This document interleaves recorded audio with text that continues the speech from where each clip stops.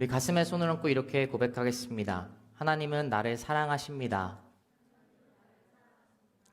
하나님의 사랑에 나는 위로를 받습니다. 나는 하나님을 절대로 포기하지 않을 것입니다. 아멘. 네, 여러분 비가 옵니다. 지금도 비가 오고 있나요? 제가 방금 전엔 비가 그쳤나요? 네. 제가 올 때까지만 해도 그리고 아까 확인했을 때만 해도 비가 꽤 조금 내렸거든요. 그래서 조금 감사했습니다. 제 차가 지금 좀 더러운데 비로 인해서 잠시 세차를 안 해도 되겠구나라는 생각을 가지면서 교회에 왔습니다. 물론 세차를 한 사람, 어제 세차를 한 사람에겐 조금 슬픈 일일 수도 있을 것 같아요. 우리가 비가 오거나 또 우리 가운데 시험이 있을 때 날씨 때문에 시험 때문에 때로는 교회에 오는 것이 시험에 들 때가 있습니다. 마음에 어려울 때가 있는데요. 실제로 교회에 이 주일 예배에 이 굳은 날씨가 되면 많은 사람들이 출석하지 않는 것을 보게 됩니다. 권면하는 것은 날씨로 인해 또 여러분의 물론 중요한 시험이겠지만 시험으로 인해서라도 그 가운데 우선순위가 하나님께 있기를 권면합니다. 그래서 그런 어떤 날씨와 시험 그리고 여러분의 어떤 상황 속에 오히려 하나님께 더 기도하는 우리 길공동체이길 축복합니다.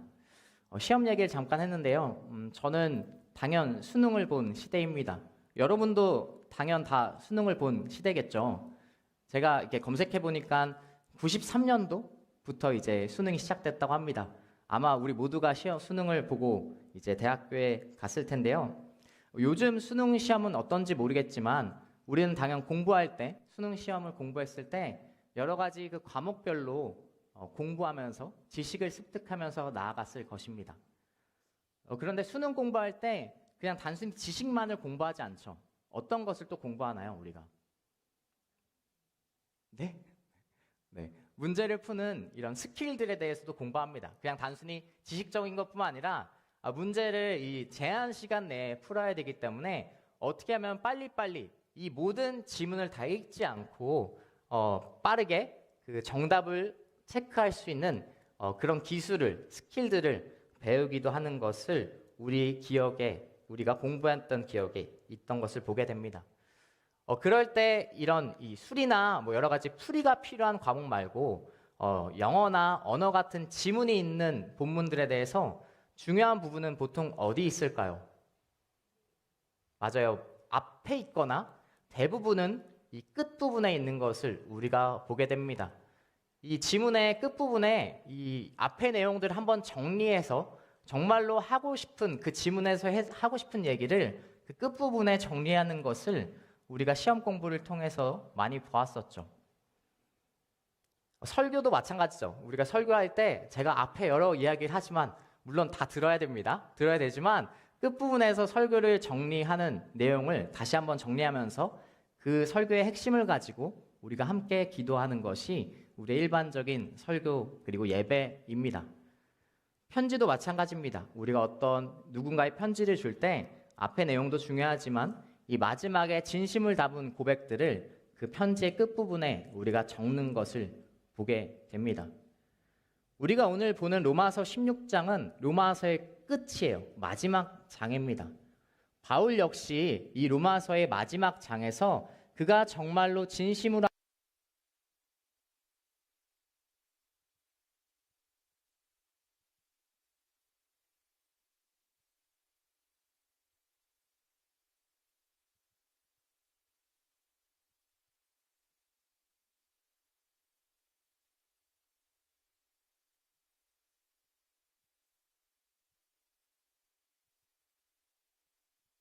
을 통해 인사하고 있다라는 것입니다.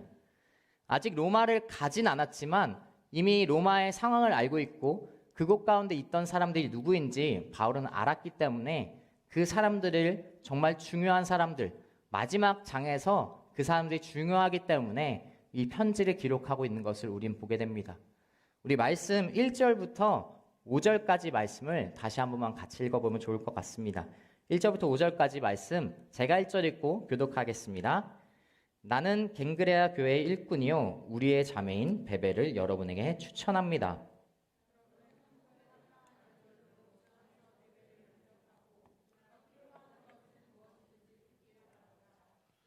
베베가 많은 사람들과 나를 돕는 사람이 됐기 때문입니다. 그리스도 예수 안에서 내 동역자들인 브리스가와 아굴라에게 안부를 전해 주십시오. 그들은 생명의 위협을 무릅쓰고 내 생명을 구해 주었습니다. 나뿐 아니라 이방 사람의 모든 교회들도 그들에게 감사하고 있습니다. 같이 읽겠습니다. 또한 그들의 가정에서 모이는 교회에도 안부를 전해 주십시오. 내가 사랑하는 에베네도에게도 안부를 전해 주십시오. 그는 아시아에서 그리스도께 돌아온 첫 열매입니다. 아멘.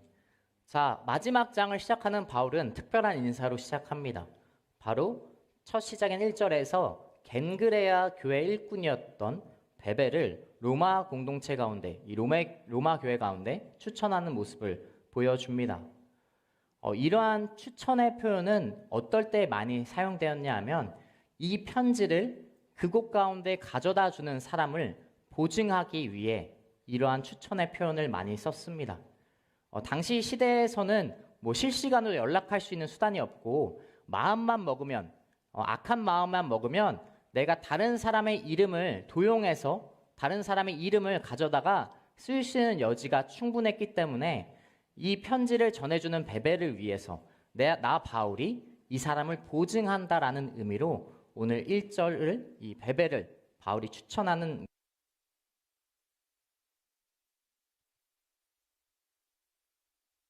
이었을까요?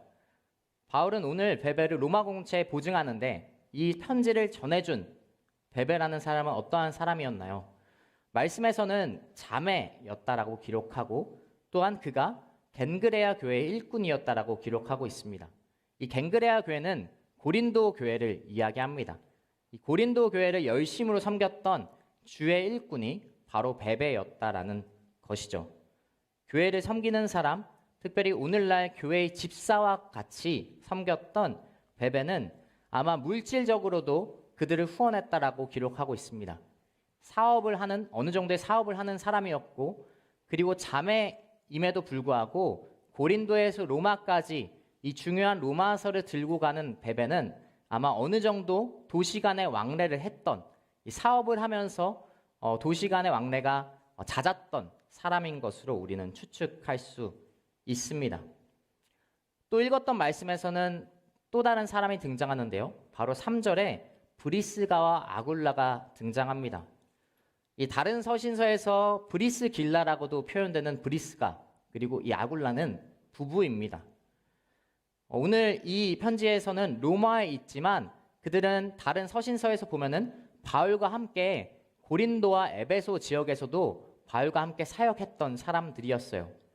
이 부부는 로마 출신이지만 당시 황제의 칙령 때문에 로마를 떠났어야만 했고 이 고린도와 에베소에 있을 때 그때 바울과 함께 사역했고 이후에 이제 로마로 돌아와서 로마 공동체를 로마 교회를 섬겼던 부부가 바로 브리스가와 아굴라였습니다. 성경에서 우리가 부부의 모습으로 너무나 그 신실한 부부의 모습을 모범으로 삼는 브리스가와 아굴라이기도 하죠. 말씀을 보면 그들은 자신의 집을 기꺼이 내주는 사람들이었어요. 예배의 장소로 자신의 집을 마음껏 사용하도록 했던 사람들이었고 또 말씀에 기록되기를 바울을 위해서 자신의 생명을 위협쓰고 바울을 구했다. 바울의 목숨을 구했다라고도 오늘 말씀 3절 그리고 4절에서 기록되는 것을 우리가 보게 됩니다. 당시 초대교회의 모습들은 이렇게 가정을 내어줌으로써 시작됐던 모습들이 대부분의 교회의 모습이었어요. 우리가 기억하는 성령의 강림의 시작으로 시작되는 초대교회 예루살렘 교회도 이 마가의 다락방에서 그들이 모였다라는 것을 우리가 기록을 통해 알 수 있습니다. 즉 마가라는 사람, 마가복음을 기록했던 마가가 그 공간을 예배의 처소로 내어주었다라는 것입니다. 이런 베베와 브리스가와 아굴라를 통해 우리는 바울이 16장에 이 기록하는 것을 통해 무엇을 깨달을 수 있는가?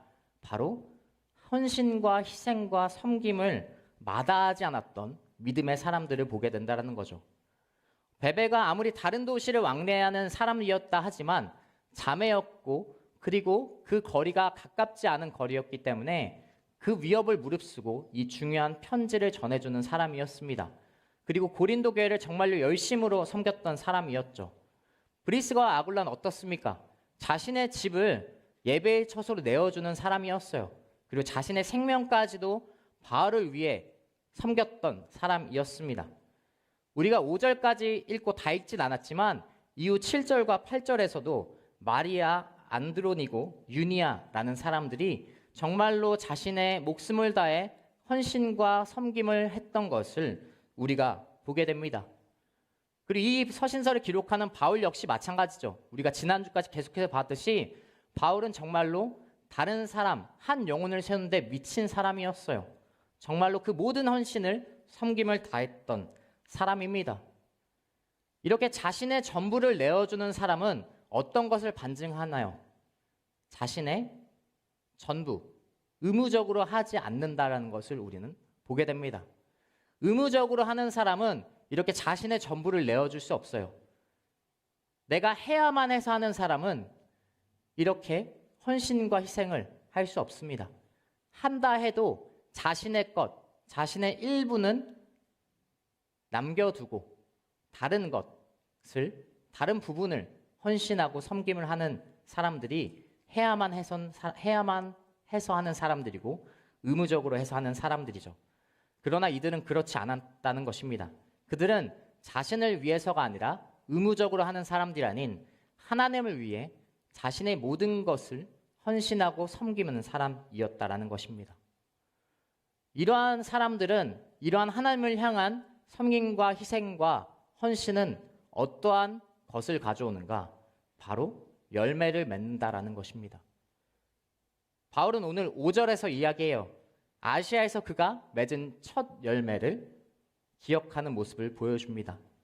에베네도라는 사람이죠. 얼마나 그 열매가 애틋하겠어요.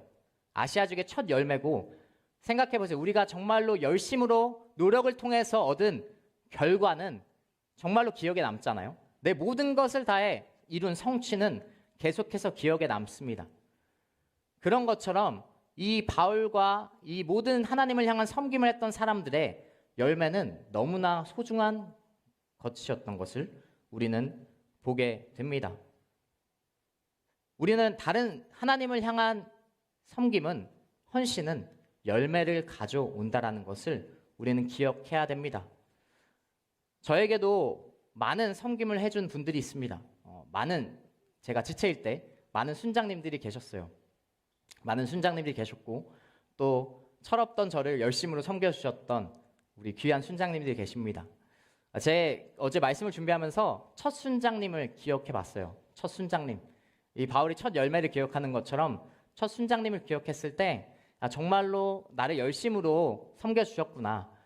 그 순장님을 기억할 때 정말 감사한 마음이 있더라고요.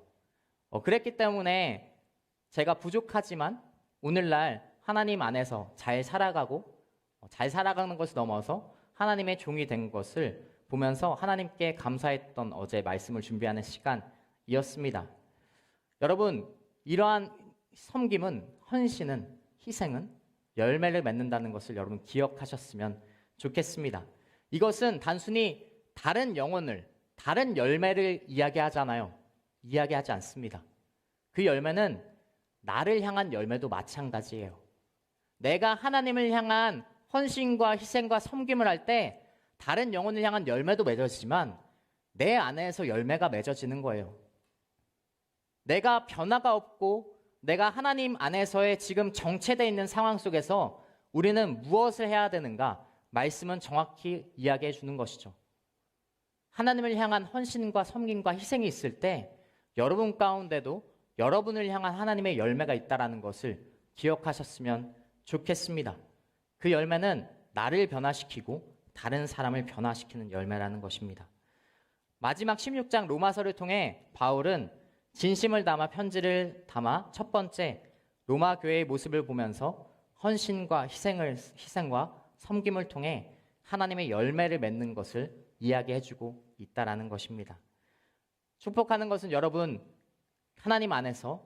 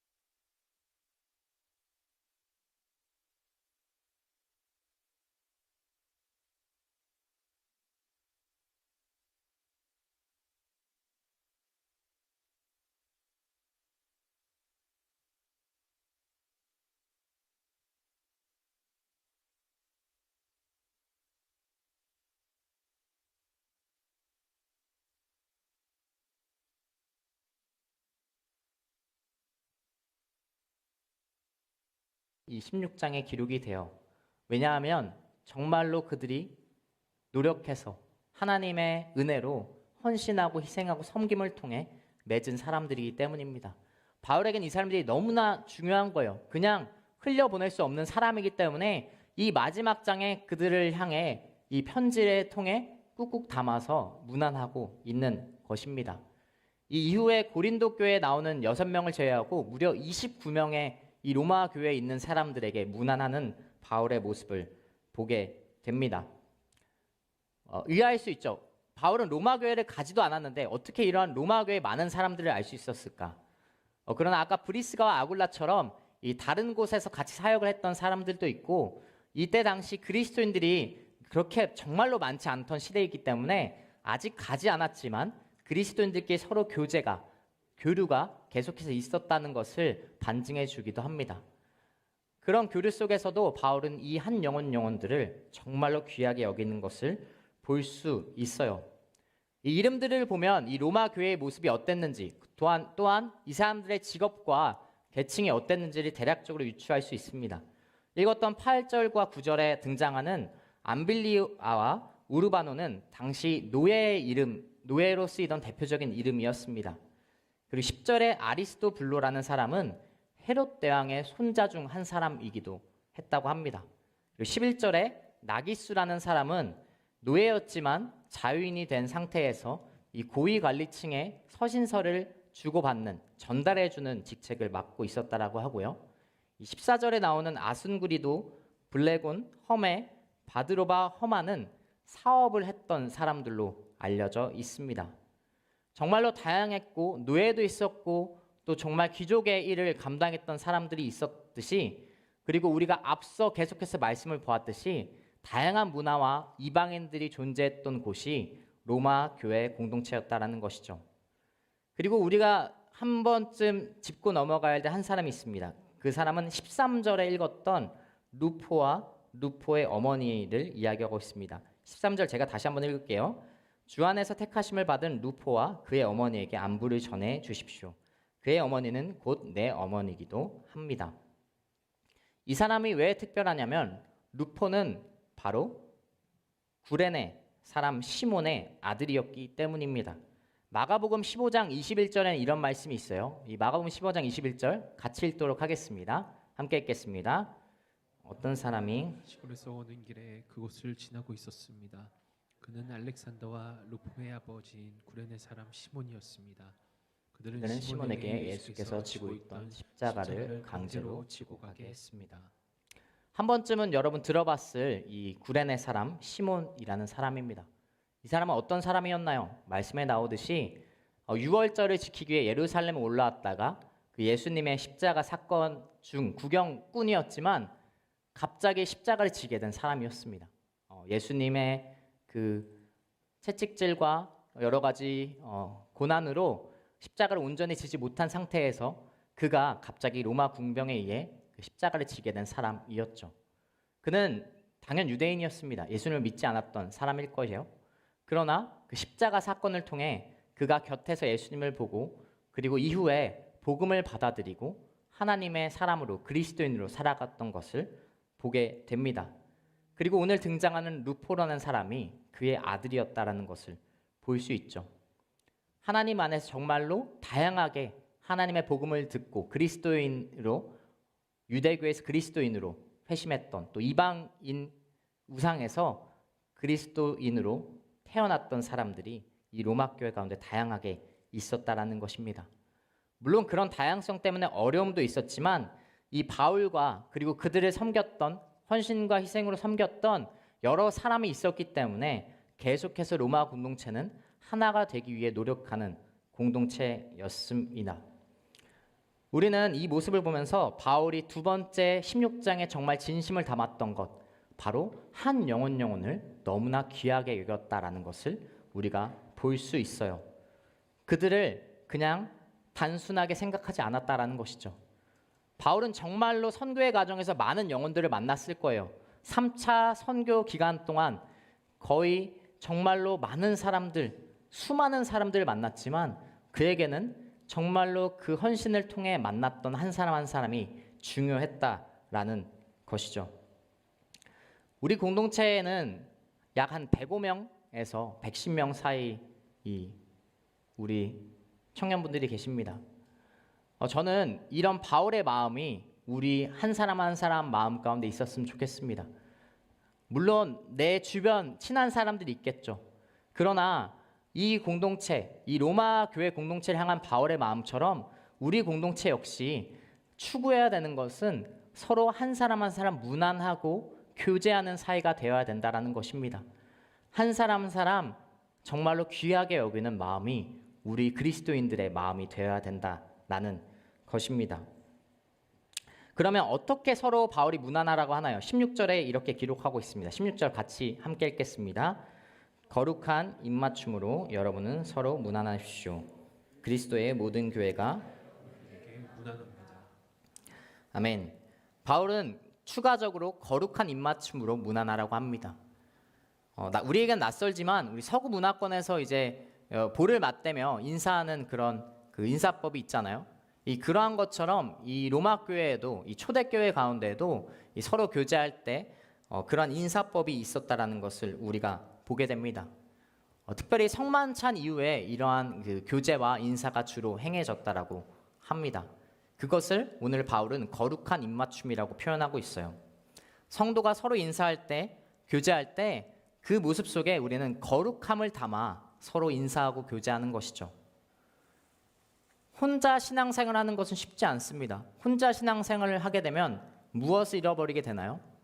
거룩함을 잃어버리게 돼요. 하나님의 자녀라는 사실을 잃어버리게 됩니다. 신앙생활은 절대로 혼자 이루어가는 것이 아닙니다. 신앙은 혼자 할 수 없는 것입니다. 바울의 오늘 권면처럼 우리가 서로 교제하고 서로 인사하고 이 길을 걸어갈 때 어떻게 인사할 때 서로 거룩함을 가지고 거룩함의 모습을 회복하기를 바라면서 교제할 때 우리는 힘을 얻고 다시 일요일이 아닌 주일이 아닌 세상 속에 거룩함을 가지고 담대히 나아갈 수 있는 그리스도인이 되어야 된다는 것입니다. 우리는 너무나 한 영혼이 귀한 사람이에요. 그래서 우리는 서로 교제하고 인사하는 공동체가 돼야 됩니다. 특별히 인사하고 교제할 때 거룩함을 담아 그리고 거룩한 마음을 담아 거룩함이 회복되는 교제가 우리 가운데 있기를 축복합니다. 아멘. 그래서 이 세상 가운데 그냥 매일 주일 한 주간 돌아와서 지치고 쓰러지고 힘든 모습을 항상 나누는 것이 아니라 우리 주일날 거룩함을 가지고 교제하면서 세상 가운데 담대히 나아가서 거룩함으로 한 주를 살아내는 고백이 우리 순모임 가운데 있어야 된다는 것이죠.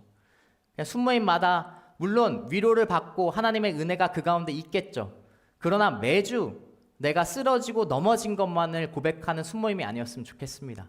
이러한 거룩함을 가지고 교제하는 순모임 그리고 거룩함을 회복하는 모임이 우리 가운데 있기를 축복합니다. 아멘. 우리 17절부터 19절까지 읽도록 하겠습니다. 함께 읽습니다. 형제들이여 내가 여러분에게 권합니다. 여러분은 배운 교훈의 역행에 분열을 일으키고 해방하는 사람들을 경계하고 그들을 멀리하십시오. 그런 사람들은 우리 주 그리스도를 섬기지 않고 자기 비만 채우며 그럴듯한 말과 아첨하는 말로 순진한 사람들의 마음을 현혹합니다. 여러분의 순종이 모든 사람에게 알려지고 있어 나는 여러분을 위해 기뻐합니다. 나는 여러분이 선한 일에는 지혜롭고 악한 일에는 순진하기를 바랍니다. 아멘. 자, 이렇게 따뜻하게 안부를 묻던 그냥 이제 안부 인사를 사랑으로 따뜻함을 담아 인사하던 바울이 갑자기 다른 이야기를 한 가지 합니다. 그것은 이 교회를 어지럽히고 또 거짓과 분열을 일으키는 것에 대해 경계하라는 이야기입니다. 마치 마지막 이렇게 이제 사랑으로 권면하고 한영 너무 귀해서 편지를 쓰고 있다가 마치 이 얘기 생각난 것 마냥 꼭 해야 되는 것이 이야기를 생각난 것 마냥 갑자기 약간 분위기가 다른 17절부터 19절의 말씀을 기록한 것이죠. 이 끝에서 너무나 중요한 얘기를 다시 한번 기억하고 이야기하고 있는 것입니다. 이전에도 그랬고 오늘날에도 거짓과 분열 그리고 그러한 집단, 이단과 사이비들은 교회를 무너뜨리려 한다는 것입니다. 그리고 그러한 세력이 분명히 존재한다라는 것을 바울은 이야기하고 있습니다. 최근 OTT의 한 프로그램을 통해 이제 또 언론에서도 이단, JMS 특별히 많이 나오고 있습니다. 우리가 공공연히 아는 이단이 아니더라도 정말로 많은 이단의 성향을 가진 모임과 그룹들이 정말로 많이 있습니다. 그들은 앞서 우리가 본 이 바울의 권면과 로마 교회의 모습과는 정반대의 것을 행하고 있어요. 어떤 것을 행하죠? 그들은 하나님을 향한 헌신과 희생과 섬김을 하지 않아요. 하나님을 향한 섬김이 아닌 어떠한 사람을 위해, 자신을 위해 헌신과 희생과 섬김을 하는 사람들입니다. 그들은 한 영혼이 귀하지 않아요. 그들이 이야기하는 그들 내에서 어떤 교주나 그들이 거짓되게 이야기하는 하나님의 뜻이 중요해서 한 영혼을 죽이는 것이 이단과 사입입니다. 한 영혼을 살리지 않아요.